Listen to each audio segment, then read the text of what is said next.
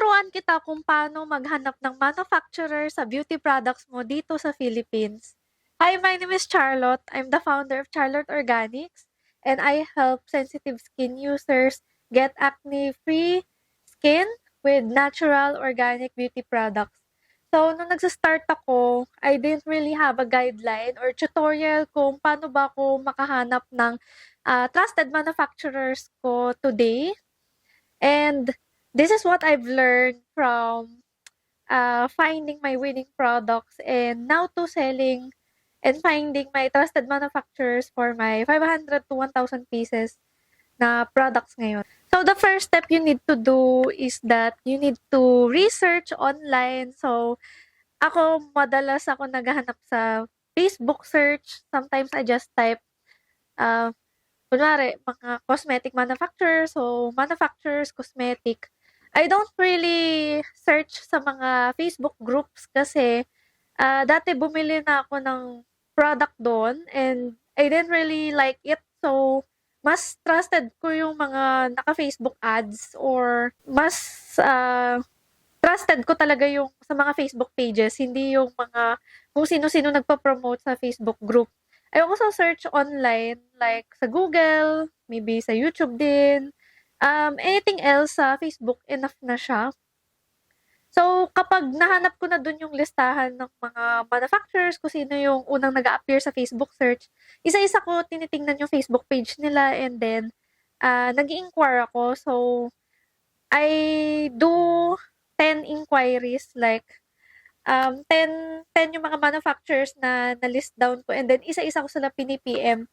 So what I usually PM is price list or how much is this, what are your products, ano yung pinaka-lowest MOQ ninyo. So MOQ is minimum quantity order because for someone like me na startup, um, medyo heavy yung like 3,000 pieces, 1,000 pieces na for first time ka maghahanap ng beauty products mo.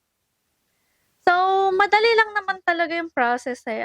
You just really have to believe na mahahanap mo yun and then patient. So, doon sa mga in-inquiran mo, I'm pretty sure na meron doon magre-reply. Pag yung iba hindi nag-reply, edi wag mo na sila pansinin.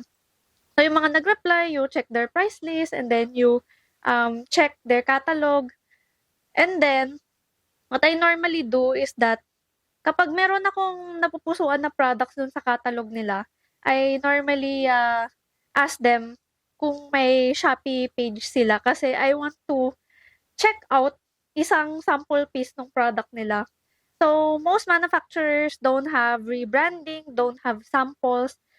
Merong mga ibang manufacturers na private labeling agad. So, private labeling is yung magpapakustomize ka ng product and it requires a huge amount of capital and a long process because back and forth sila mag-create ng product for you to test based on what you want and magka-create sila ng samples dun and then itetest mo yung samples and then may mga revisions pa yun. So, ako, I normally try to find yung mga rebrand for startups. For starting kasi, low MOQ yung mga pinaprovide nila. And ako kasi, once na napusuan ko yung product, kapag na-test ko na siya, yun yung manufacturer na kukunin ko. Pero kapag hindi maganda yung quality nung manufacturer na binigay sa akin, like for example, maganda yung foundation nila pero yung lipstick nila hindi maganda. So, maghahanap ako ng ibang product sa ibang manufacturer. But, pag meron talaga akong napusuan or kapag maganda yung na-test kong product, kadalasan yung kung ano sino yung manufacturer na kinukuhanan ko, siya pa rin yung kinukuhanan ko. Kasi, nagkaroon ako ng mga failures dati. Like, I tested other manufacturers, nagpagawa ko ng 100 pieces and then yung nagulat ako na hindi nila pina-approve sa akin and then pinadala na agad nila sa bahay yung 50 pieces. So, yung 50 pieces, ang pangit ng itsura, hindi siya approve and then, ayun, ang pangit. So, lesson learned, lesson learned na kapag meron ka na talagang nahanap na magandang manufacturers, be sure to 80% stick with it.